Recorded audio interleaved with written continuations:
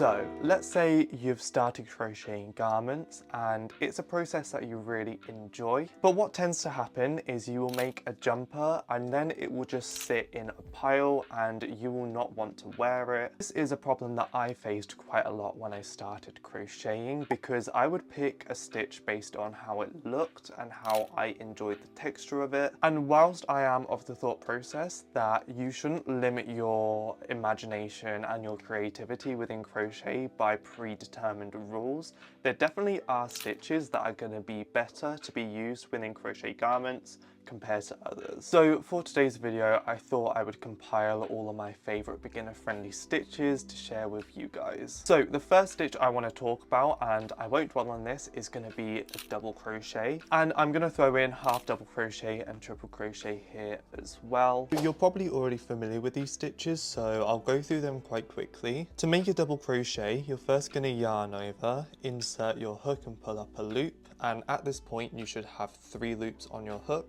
before you then yarn over, pull through 2, yarn over, pull through 2.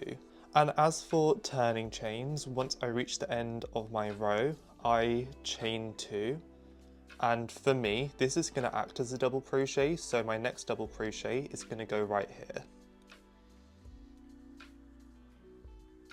Your final stitch of your row should go into the last turning chain that you did for your start of the previous row.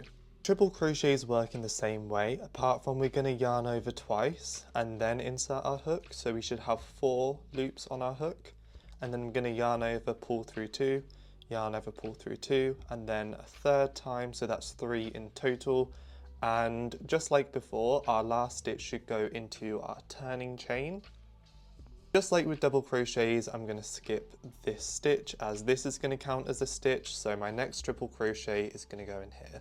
And then a half double crochet, we're going to start off like a double crochet, so yarn over, pull up a loop, but this time we're going to yarn over and pull through all 3. I work these stitches a little bit differently, where I have a chain of 1 turn, so the turning chain is just going to be 1 chain, and then I'm just going to yarn over and go into the last stitch that I did, as that turning chain doesn't count as a stitch for this stitch type. Now, I have created a lot of clothing using these stitches, and whilst they're not 100%, the best stitch you could ever use, you can make really nice clothing out of these stitches. And the way that I would pick which one of these stitches I wanted to use is if I wanted something that was a little bit more opaque, but I didn't necessarily mind it not having that much drape, then I would pick a half double crochet. But if I wanted something to have a lot of drape, but I didn't really need it to be opaque, and maybe I wanted the jumper to be a little bit sheer, a triple crochet is going to be a better option. So for things like baggy jumpers where there doesn't necessarily need to be a lot of stretch,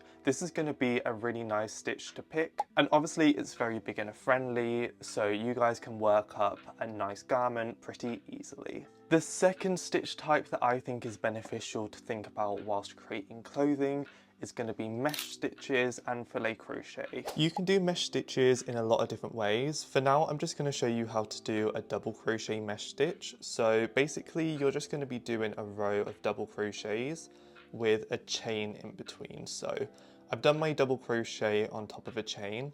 I'm now going to chain 1 and skip the chain that matches beneath it, and into that next double crochet, that's going to be where I do my double crochet. So they're all kind of stacking on top of each other. And for this last box, I'm going to chain 1, skip one of the turning chains, and then do my double crochet into this chain here. And for this stitch, my turning chain is going to count as a stitch. So my turning chain is going to be 3, 1, 2. This acts as a double crochet. The third one is going to act as this chain here. So when I turn my work, I'm going to insert my double crochet right here.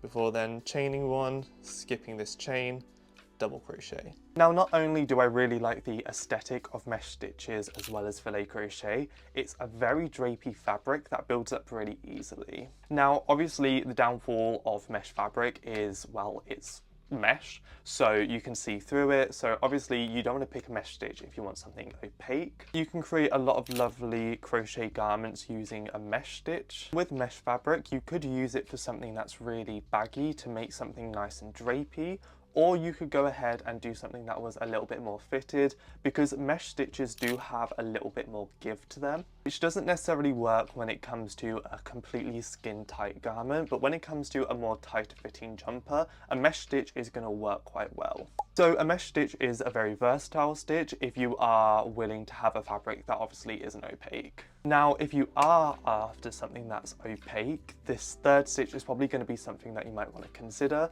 And I know a lot of you aren't going to like what I'm about to say, but slip stitches are going to be one of the best stitches for you guys to use for crochet clothing. So before we talk about how to do a slip stitch, first I'm going to talk about what back loop only means.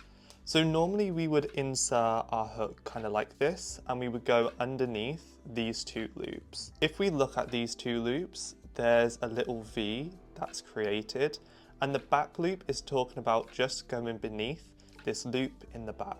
So I would insert my hook here instead of underneath both of them like that. So I'll show you, I'm going to put my hook in between the V and insert just underneath one loop. And basically a slip stitch is just going to be you yarning over and pulling that through. The loop that we pulled through the stitch, I'm going to pull through this loop here like that, and that's going to be our slip stitch. So again, I'm going to insert my hook into this back V right here, pull up a loop, and that loop is going to go through here. Once we reach our final stitch, just like we did with the half double crochets, I'm going to chain one, turn my work, and then into the last stitch that I did, so not this chain, into the actual stitch that I did, that's going to be where I insert my first slip stitch for my next row. Now, I understand that slip stitches are very time consuming and a lot of people find them quite boring, but in my opinion, it's one of the best stitches if you want crochet clothing that is stretchy and opaque. This stitch creates a ribbed effect that has a lot of give, but it also pulls back in, which makes it perfect for anything you want to be completely fitted. I will also throw in here that things like yarn over slip stitches are really good for bigger projects that you do want a little bit of stretch with. So a yarn over slip stitch is going to work the same as a slip stitch. You're just going to yarn over first and then pull up a loop and pull this loop through these two loops like this. So again, I'm going to yarn over, pull up a loop and pull that through. With this stitch, the turning chain works the same as it does with the slip stitch. There's also other things you can do with slip stitches, such as the garter stitch, so it's definitely something for you guys to look into.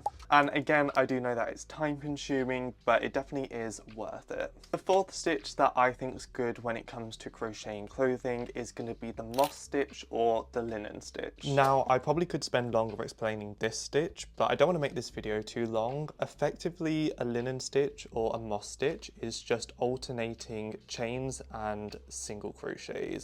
So I would chain one and then into a chain space, that's where I'm going to do my single crochet, chain one, find that space, single crochet. And the way that I do mine, I end my row with a single crochet, just so then I can straight away turn my work, single crochet.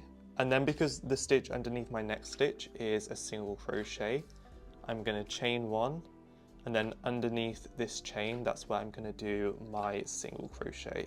So all of your single crochets should just be going around the chain stitches that you put in between your single crochets in the row below. Now, this is one of those opaque stitches that actually does have quite a nice drape, which isn't really a common thing within crochet. So any kind of oversized jumper would be really cute in a moss stitch, just because there is going to be that drape. I haven't used the moss stitch that much. It's definitely on my to-do list to use more, because in case you can't tell, I definitely love myself a meshy crochet jumper over something that's super opaque. But if you guys do have a preference towards opaque jumpers, something like a moss stitch is going to be a really good choice. And then finally, another stitch for you guys to use within your crochet garments is going to be a V-stitch. So for this stitch, what we're doing is we're working a double crochet, a chain and a double crochet all into the same area, which is going to be in between these little spots which create these V's. So how I would build this row is I would yarn over, do a double crochet in this spot, chain 1, double crochet into the same area, and how I start and end my rows is just with a normal double crochet. So just the same as how you do a double crochet. You do a double crochet into the turning chain, then chain 2 to start your next row, which is going to be into this spot here. So underneath that chain that you do in between the double crochets, so we're going to mirror that stitch of doing double crochet, chain 1, double crochet, then straight away double crochet, chain 1, double crochet. Now this is one of those stitches that builds up really quickly and has a really nice drapey effect. And whilst it's not 100% opaque the same way that a slip stitch or a moss stitch is, there's definitely still a lot of coverage and it builds up a lot quicker than those previous two stitches. I created a jumper using a modified V-stitch where I got rid of the chain in between the two double crochets, but obviously you can make jumpers using the original V-stitch and it's going to be a really nice flowy, drapey jumper. So I could talk about every single stitch that I know and bore you guys, but I'm gonna leave it there. If you want me to do more videos like this, kind of talking about what you should be using or things to consider when crocheting clothing, please let me know. I hope you guys enjoyed this video. If you did, make sure that you are subscribed and you like and comment on this video. All of my social medias and my Etsy store is linked down below, so please go ahead and check them out. I hope you have a good rest of your day and I will see you next week. Bye.